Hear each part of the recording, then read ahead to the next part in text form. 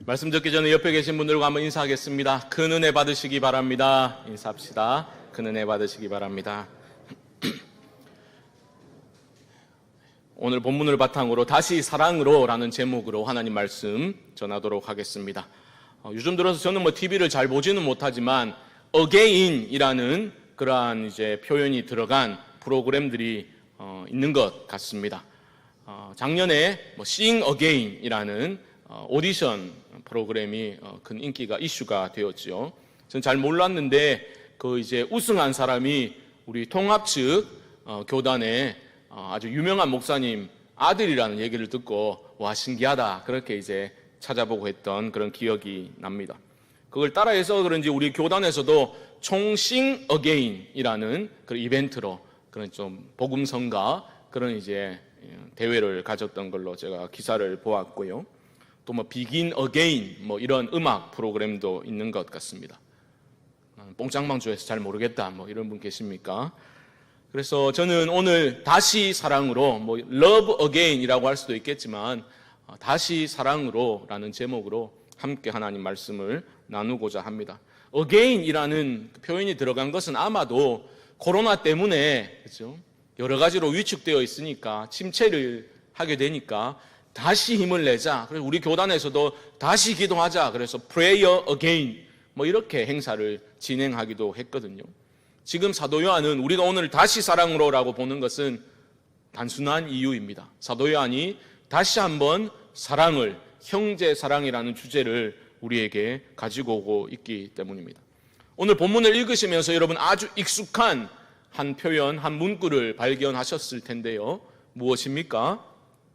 너무나 위대한 선언이라고 말할 수도 있겠는데요. 8절 하반절에 나오는 하나님은 사랑이심이라. 하나님은 사랑이심이라. 너무나 유명한 구절입니다.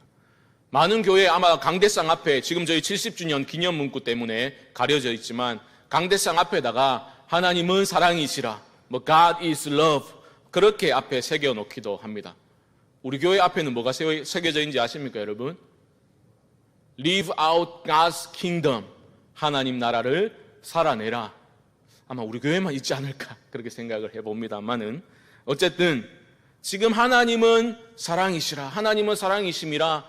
이 위대한 말씀, 사랑에 대한 위대한 가르침은 그냥 나온 게 아닙니다. 분명한 구체적인 배경이 있습니다. 그것은 바로 형제사랑, 형제사랑이라는 구체적인 권면 그것이 나오면서 언급된 그 내용이 바로 하나님은 사랑이시라 라는 위대한 선언입니다.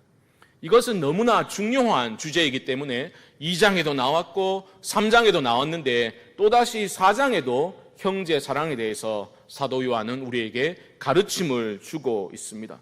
그만큼 중요한 문제이고 형제 사랑이라는 것은 내가 선택을 해서 하고 말고를 결정할 수 있는 문제가 아니다라는 것이죠.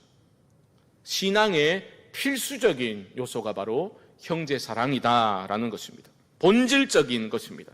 그런데 이 형제 사랑을 가르침에 있어서 사도는 그냥 하라면 하지 웬 말이 많냐 그렇게 막무가내로 밀어붙이고 있지 않습니다. 오늘 본문을 살펴보면요, 그는 가장 먼저 형제의 사랑의 토대를 우리에게 가르쳐주고 있습니다. 토대를 알려주고 있는데요, 그 토대는 바로 하나님의 속성과 본질이다라는 것을 우리는 주목해 보아야 합니다. 이런 겁니다. 사도 요한은 하나님이 너희를 사랑하셨다. 그러니까 너희도 사랑하라. 서로 사랑하라. 이렇게 나가지 않고 사랑하셨다를 먼저 언급하는 것이 아니라 하나님은 사랑이시라. 하나님이 사랑 자체이심을, 하나님의 성품과 그분의 본질을 말하고 있는 겁니다. 하나님의 속성이 사랑임을 먼저 말하고 있는 겁니다. 사도 요한은 이런 방식을 선호했던 것 같아요. 1장에서도 신앙의 기쁨을 누리기 위해서 이 편지를 쓴다. 하나님과 교제하고 사귀는 것이 신앙의 핵심이다.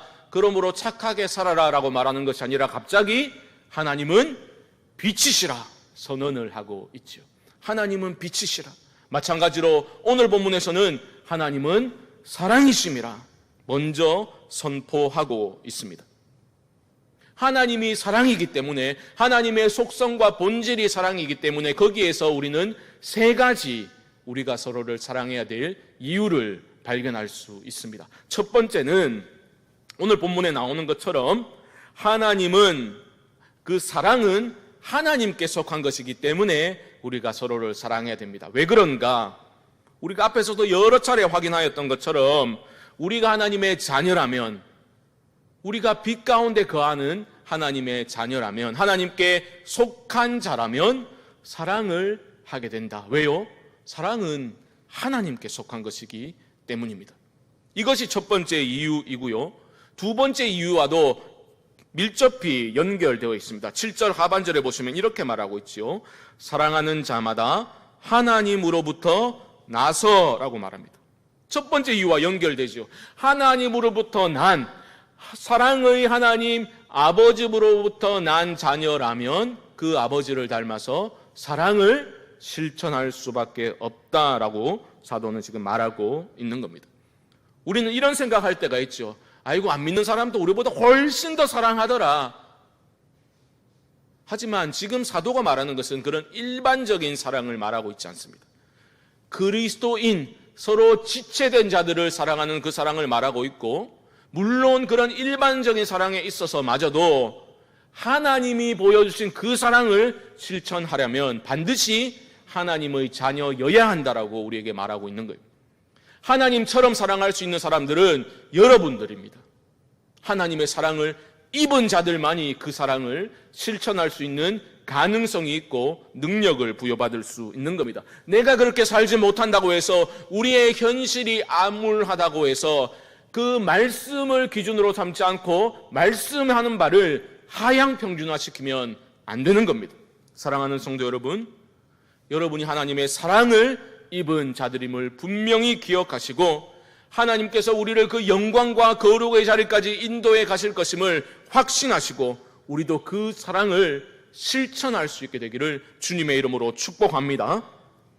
매우 중요합니다. 마지막 세 번째 이유는 왜 사랑할 수 있는가? 하나님이 사랑이시라는 것과 무슨 연관이 있는가? 7절 하반절과 8절에서는 사랑하는 자는, 형제를 사랑하는 자는 하나님을 알고라고 말하죠.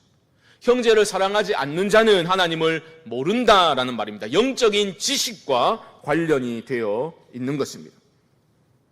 사랑 그 자체이신 하나님을 아는 사람은 하나님을 사랑하고 형제를 사랑하게 된다라는 것이죠. 여러분 주목해서 잘 보셔야 됩니다. 지금 사도는 하나님에 관해서, 하나님에 대해서 안다라고 말하고 있지 않습니다. 그런 지식은 물론 필요합니다만은 먼저 그 전에 하나님을 알고라고 말합니다. 체험적인 지식입니다. 친밀한 교제와 그 사귐의 관계 안에서 하나님을 아는 것을 의미하는 것입니다. 자녀가 하나님을 아는 거예요. 하나님의 사랑을 입은 자들만이 하나님을 알 수가 있는 겁니다. 결국 그 사랑 안에서 우리는 사랑의 원천이신 하나님 아버지를 닮아가게 되는 겁니다. 아이고 임마 이거 영락없이 저거 아버지 돼. 성도는 그 말을 듣기를 소망하며 살아가는 존재들입니다. 이것이 바로 우리 주님께서 산상수훈에서 말씀하신 바이기도 합니다. 자막이 준비되었을 텐데요. 마태복음 5장 48절 말씀 함께 읽어봅시다. 시작. 그러므로 하늘에 계신 너희 아버지의 온전하심과 같이 너희도 온전하라. 온전하신 아버지를 닮아가라는 그러한 주님의 말씀입니다. 온전하라라는 이 권면을 우리는 뭔가 좀 이상적인, 그런 추상적인 그런 권면으로 받아들이기 쉽지요. 하지만 그 앞절을 보게 되면 맥락은 사랑입니다. 사랑. 마태복음 5장 46절 보여주시죠. 제가 읽습니다. 너희가 너희를 사랑하는 자를 사랑하면 무슨 상이 있으리요? 세리도 이같이 아니하느냐. 온전하라라는 말씀은 그냥 무슨 이상적인 듣기 좋은 그런 권면이 아니라 사랑하라는 겁니다. 하나님이 너희를 그렇게 사랑하신 것처럼 너희도 서로 사랑하라. 내 마음에 드는 자들만 사랑하면 그런 사랑 누가 못하냐. 하나님이 그렇게 말씀하시면서 사랑의 아버지 하나님으로부터 난 자녀들답게 그 사랑의 성품에 동참한 자답게 그런 사랑을 실천함으로써 우리는 아버지를 닮아가고 온전해져 가는 것이다. 우리 주님은 그렇게 말씀하시는 겁니다. 이것이 바로 우리가 형제를 사랑할 수 있는 토대입니다. 하나님 속성과 본질이 사랑이다. 거기에서 우리는 이유를 발견하는 겁니다. 이제 사도는 9절 이하에서 그 사랑이신 하나님이 그 사랑을 어떻게 나타내셨는지를 우리에게 설명하고 있습니다. 9절 말씀 보십시오. 하나님의 사랑이 우리에게 이렇게 나타난 바 되었으니 하나님이 자기의 독생자를 세상에 보내심은 그로 말미암아 우리를 살리려 하심이라. 여러분, 하나님이 보여주신 사랑, 하나님의 사랑은 무슨 추상적인 개념적인 사랑이 아니라 행동하는 사랑입니다. 하나님은 그 사랑이신 하나님은 그 사랑을 나타내셨습니다. 구체적으로 나타내셨습니다. 그것이 무엇입니까? 자기 독생자를 세상에 보내심은 우리를 살리려 하심이라. 전제가 무엇입니까? 우리가 죽었다는 거죠. 죄로 인해서 하나님과 단절되어서 사도 바울에 따르면 죄와 허물로 죽었던 너희들을 살리셨도다. 영적으로 죽었던 우리들을 하나님이 살리시기 위해서 자기의 독생자를 이 세상에 보내주신 겁니다. 그것이 바로 사랑입니다. 여러분, 신화를 읽어보면요, 인간 세상에 관심을 가지고 인간의 모습으로 신들이 내려오는 경우는 종종 있었습니다. 하지만 성경의 가르침과 같이 신이 인간의 몸을 입고 이 땅에 오셨을 뿐만 아니라 인간을 살리기 위해서 죽어버린 그러한 신은 어디에도 존재하지 않습니다. 기독교만이 유일한 그런 이야기를 우리에게 들려주고 있습니다. 인간을 위해 죽은 신, 여러분 또 어디서 발견하실 수 있습니까? 죄도 모르시는 분이 우리의 죄를 대신 짊어지시고 십자가에 달려 죽기 위해서 이 땅에 오셨다. 그게 사랑이다. 사도는 우리에게 알려주고 있습니다. 사랑은 여기 있으니 10절입니다. 우리가 하나님을 사랑한 것이 아니요 하나님이 우리를 사랑하사 우리 죄를 속하기 위하여 화목 제물로 그 아들을 보내셨음이라. 피 흘림이 없은즉 사함이 없느니라. 우리는 종종 그렇게 생각하죠. 하나님 쿨하지 못하게 꼭 이렇게 피를 보셔야만 되겠습니까? 그냥 없던 일로 하고 쿨하게 깔끔하게 그냥 없던 일로 용서해 주시면 그뿐 아닙니까? 무지해서 그런 생각을 하는 거예요.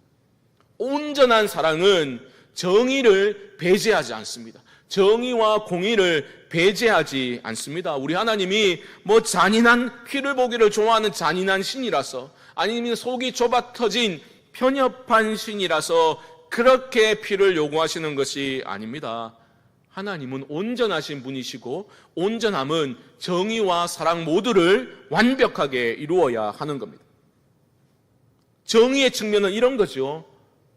하나님을 대적하고 죄 가운데 죽었던 우리들이 십자가에 달려서 그 대가를 지불해야만 합니다. 그게 정의예요. 거룩을 훼손한 인간들은 대가 지불을 해야 합니다. 그런데 사랑이신 하나님은 그런 우리들을 살리기를 원하셨다고요. 이 공의와 사랑이 충돌하는 듯한 모습을 보여주고 있지요. 이 동시에 어떻게 이 두 가지를 만족시킬 수 있습니까? 하나님이 십자가에서 그것을 다 만족시키신 거예요. 우리가 죽어야 될 그 자리에 하나님이 달려 죽으신 거예요. 그리함으로써 공의를 이루시고 또 그 십자가의 죽으심을 통해서 우리를 살리신 하나님이 사랑이 무엇인지를 우리에게 보여주신 것입니다. 우리 죄를 속하기 위하여 화목 제물로 그 아들을 보내셨음이라. 우리는 가끔 이런 불평할 때가 있죠. 아이고, 하나님이 나를 사랑하시긴 하는가? 아니면 컨디션 좋아가지고 좀 사랑 실천하는 것 같으면 교만해져가지고 이 정도 사랑을 실천하는 나는 얼마나 훌륭한 신앙인인가? 그런 우리에게 하나님은 This is love. 이게 사랑이다. 사랑은 여기 있으니 십자가에 달리신 당신의 독생성자 예수 그리스도를 우리에게 보여주시는 거죠. 혹시 이런 생각하시는 분 계십니까? 하나님이 사랑 그 자체이시라면 뭐 그 정도 하시는 건 하나님께 별 무리 안 되는 거 아닌가? 그렇지 않습니다. 사랑은 자기 희생이 따릅니다. 자기가 좋아하고 자기가 사랑하는 대상을 위해서 우리는 용기를 낼 수 있죠. 나를 희생해서 사랑하겠다. 용기를 낼 수 있죠. 특히 자식을 향한 부모의 마음이 그럴 것입니다. 며칠 전에 답답해가지고 우리 교육자들하고 동네나 한 바퀴 돕시다 해가지고 동네 한 바퀴를 돌았어요. 이 교회 주변 동네를 도는데 예전교회 집사님을 우연히 마주치게 되었습니다. 그래서 잠시 앉아서 이야기를 나누는데 그런 이야기를 하더라고요. 집안에 큰일이 있었더라고요. 그래서 뭐 그 아들이 있는데, 지금 30대 아들이 있는데 선천적으로 신장에 문제가 있어가지고 늘 염려했는데 코로나 기간에 급하게 신장이 너무 나빠져서 이식 수술을 받아야 되는 그러한 일이 있었더라고요. 그래가지고 얘기를 듣는데 어머니가 자신 한쪽 신장을 아들에게 공여해서 기증해서 이제 그렇게 긴급 수술을 하게 되어서 회복 중에 있다라고 그렇게 이야기를 들었습니다. 저는 좀 찔리더라고요. 저는 밥 먹을 때 맛있는 반찬 나오면 야 너희는 먹을 날 많잖아 이러면서 제가 많이 먹는데 신장을 공유한 어머니의 모습을 보면서 물론 큰 문제 앞에서 우리는 자식이니까 사랑하니까 어떤 희생이라도 감수할 수 있겠다 그런 생각을 하지 않습니까? 자식이니까. 그런데 하나님이 독생자를 우리에게 내어주신 상황은 전혀 다릅니다. 우리가 하나님을 대적하고 하나님을 조롱하고 부인하고 철저하게 내 욕심을 쫓아서 가라하시는 반대편으로 달려가고 있던 우리들을 위해서 하나님이 바로 그때 독생자를 내어주신 거예요. 우리가 최악의 상태일 때 최상의 것인 예수 그리스도 당신의 독생성자를 우리를 위해서 아낌없이 내어주신 겁니다. 사도 바울은 이 말도 안 되는 상황을 이렇게 정리하고 있습니다. 로마서 5장 8절 말씀, 여러 번 우리가 보았던 말씀인데요. 함께 한번 읽어봅시다. 시작. 우리가 아직 죄인 되었을 때에 하나님께서 우리에 대한 자기의 사랑을 확증하셨느니라.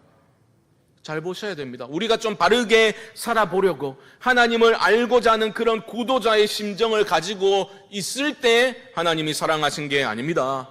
우리가 원수 되었을 때에, 하나님께 원수 되었을 때 하나님이 자기 독생자를 내어주심으로 속죄 제물로 내어주시고 화목 제물로 내어주심으로 우리가 이제는 하나님을 아버지라 부를 수 있는 것이고, 이 복된 주일 이 예배의 자리에 나와서 하나님을 사랑하는 마음으로, 사랑을 입기를 원하는 간절한 마음으로 예배를 드릴 수 있게 되었다는 그 사실로 인하여서 여러분 깊이 감사하실 수 있기를 주님의 이름으로 축복합니다. 이 사랑은 하나님이 주도권을 쥐고 하신 사랑입니다. 주도권은 언제나 하나님께 있습니다. 우리가 하나님을 간절히 찾아가지고 하나님이 그 정성에 탄복해서 사랑으로 반응하신 게 아니라는 거죠. 10절 다시 보십시오. 사랑은 여기 있으니 우리가 하나님을 사랑한 것이 아니요 하나님이 우리를 사랑하사. 하나님이 먼저 사랑하셨습니다. 자격도 없는 우리들, 원수되었던 우리들을 하나님이 먼저 사랑하셨습니다. 여러 번 들어가지고 질릴 정도로 많이 들은 이 십자가의 사랑 이야기, 여러분 어떻게 반응하시겠습니까? 사도는 이어지는 11절에서 그런 사랑을 받은 자로서, 받은 자라면 어떤 반응을 보여야 하는지를 우리에게 가르쳐 주고 있습니다. 11절 보십시오. 사랑하는 자들아, 하나님이 이같이 우리를 사랑하셨은즉 우리도 서로 사랑하는 것이 마땅하도다. 이런 말도 안 되는 사랑을 받은 자라면, 그 사랑을 목이 눈꽃만큼이라도 깨달은 사람이라면 서로를 사랑하는 게 마땅한 거다, 그렇게 말씀하고 있습니다. 여러분 잘 보셔야 됩니다. 지금 사도 요한은 그 앞구절에서 얼마나 하나님의 사랑이 위대한지를 우리에게 설명해 주었습니다. 우리는 그 위대한 사랑에 감격하고 감사할 때가 참 많지요. 언제요? 날 위한 사랑이로구나, 그것을 깨닫고 고백할 때 감격합니다. 감사합니다. 눈물을 흘리고 그 사랑에 심취합니다. 날 위한 그 십자가 사랑으로 생각합니다. 하지만 거기에 머무르기만 하면 안 될 것입니다. 여러분, 예수님이 변화산 올라가셔서 제자들과 함께 오르셔서 영광스럽게 변모하신 변화산 기사를 여러분 알고 계실 겁니다. 너무나 영광스러운 모습에 압도당해가지고 그 제자들은 어떻게 반응하였습니까? 여기 우리 초막 셋을 짓고 여기에 머무릅시다. 여기서 삽시다. 너무 영광스러운 것이 좋아가지고 압도되어서 제자들은 산 위에 머무르기를 원했습니다. 하지만 주님은 어떻게 하셨습니까? 그런 제자들의 손을 잡고 산 아래로 내려가자 그렇게 이끌어 가셨습니다. 산 위에 영광 중에 머무르는 것이 아니라 그게 성도의 삶이 아니라는 거죠. 산 아래로 내려가야 되는 겁니다. 끊임없이 그 산 아래의 세상은 하나님을 없다 하고 부인하고 예수 믿는 것을 조롱하고 자기 욕망을 추구하며 살아가는 것이 당연하고 의미 있는 삶이라고 가르치는 그 세상 속으로 주님은 너희가 들어가야 된다 말씀하고 계시는 거죠. 마찬가지입니다. 오늘 본문도 마찬가지입니다. 날 위한 주님의 그 놀라운 십자가 사랑을 우리가 깨달았다면 그것이 나만을 위한 사랑이라고 착각하고 거기에 감동하고 머물러 있으면 안 된다는 겁니다. 내려와서 그 사랑을 살아내는 일이 우리에게 주어진 사명입니다.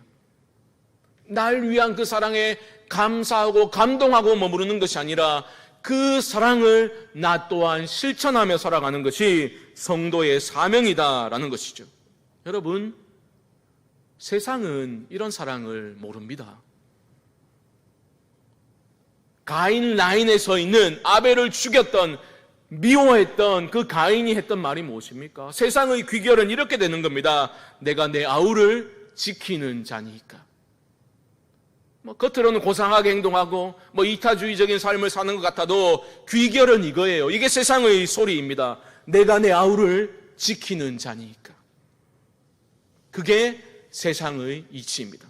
자기 자신을 위해서 살아가는 것. 교회 안에도 이런 세속적인 생각이, 가치관이 얼마나 깊이 들어와 있는지 모릅니다. 우리는 자기 유익을 최우선의 가치로 삼을 때가 너무 많죠. 내가 청년을 지키는 자입니까? 내가 다음 세대를 지키는 자니까? 또 젊은 세대는 내가 어른들을, 노인 성도들을 지키는 자입니까? 내 자신의 유익을 먼저 구하고 내가 손해보는 일은 철저하게 바로잡으려고 부단히 애를 쓰며 우리는 교회 생활을 할 때가 얼마나 많습니까? 내가 준 상처보다는 내가 받은 상처만을 곱씹어 생각하고 자기 연민과 자기 사랑에 빠져가지고 자꾸만 두터운 담을 다시 쌓아나가는 그런 사람들이 얼마나 많습니까? 주님이 십자가에서 자기 육체로 허물어버린 그 담을 우리는 성도 간에 다시 쌓아서는 안 되는 것입니다. 옛말에 자문인이 3번이면 뭐라고요? 살인을 면한다. 그런 말이 있잖아요. 그런데 요즘은 자문인이 3번이면 호구된다라는 말이 더 공감을 일으키고 있다고 합니다. 자문인 3번이면 호구된다고. 갈수록 이기적으로 변해가고 자기 중심적으로 변해가는 세상의 모습을 보여주는 일례가 아닐까 그런 생각을 해봅니다. 하지만 교회는 그러면 안 됩니다. 왜냐하면 주님을 기억하는 공동체가 바로 교회이고 주님을 그 사랑을 삶으로 증거하는 증인 공동체가 바로 교회이기 때문입니다. 우리 삶을 노래에 비유해 본다면 여러분 인생의 노래 그 중에서 단 한 소절이라도 주님의 그 십자가 사랑을 노래하는 그러한 것으로 드러내기를 소망하는 것이 성도의 존재 이유입니다. 그러므로 사랑하는 성도 여러분, 우리 다시 서로 사랑합시다. 세상은 3번 참으면 호구된다고 가르쳐도 우리는 7번을 70번까지라도 용서하라고 하신 주님의 말씀을 붙들고 사랑하고 용서해야 되지 않겠습니까?